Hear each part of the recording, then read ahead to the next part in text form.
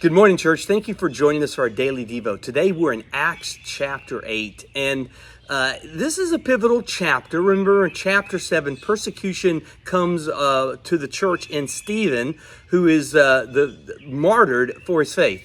And when that happens, now there is persecution that's unleashed on the church. And it says that the whole church was scattered except for the apostles. Now, some people think the apostles didn't scatter because, remember, Gamaliel had told them not to mess with the apostles, that if, again, this was of God, they were fighting against God. And so some thinks that's why the persecution didn't come from them. But we do know this, it came to other Christians, and because of that, they left, they scattered. The word there is literally the word you would use to scattered seed.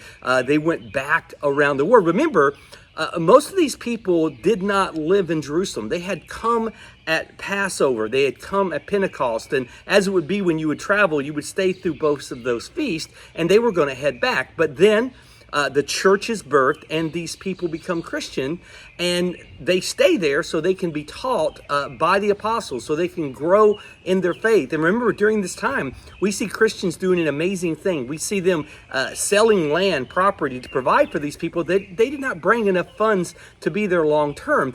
But rather than staying there and learning and then returning, remember, it was Christ's command that after the Holy Spirit had come before them, they'd be their witnesses to all the world. They kind of got comfortable being there. And so many people say this persecution really was intended to get them to do what God intended them to do, which was take the gospel back to their homes. See, they now were believers. They had been taught by the apostles. They had the message of hope, and they didn't need to stay there.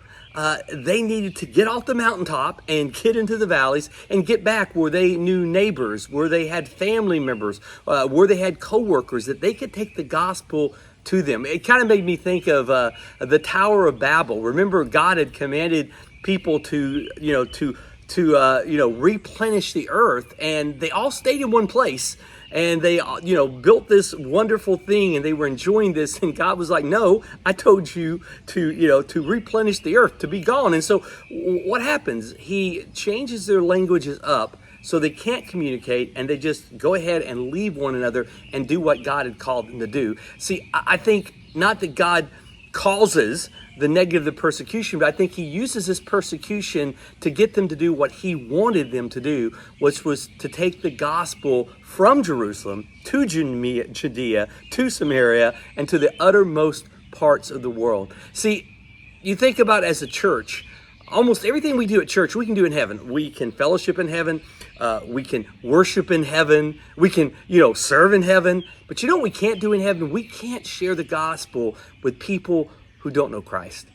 So I just want to do that as a reminder that we are called not just to hold this precious message, not just to grow in our relationship with God and our depth with him, which we should, but we are to share the hope that is within us. And you know what? In our neighborhood, are our neighbors believers? Do we know that? Do we not? Maybe who you work with. Maybe it's a family member. God has strategically placed you in somewhere where there are people who don't know Christ. And you may be the only believer they know. So scatter, share the good news. Make sure you let them know the hope that is within you, because it's God's purpose that this seed of the gospel be spread all around the world, but guess what? Also all around our homes, all around our neighborhoods. Guys, I hope you have a great day. Thank you for joining us for our daily Devo, and I hope you'll continue with us.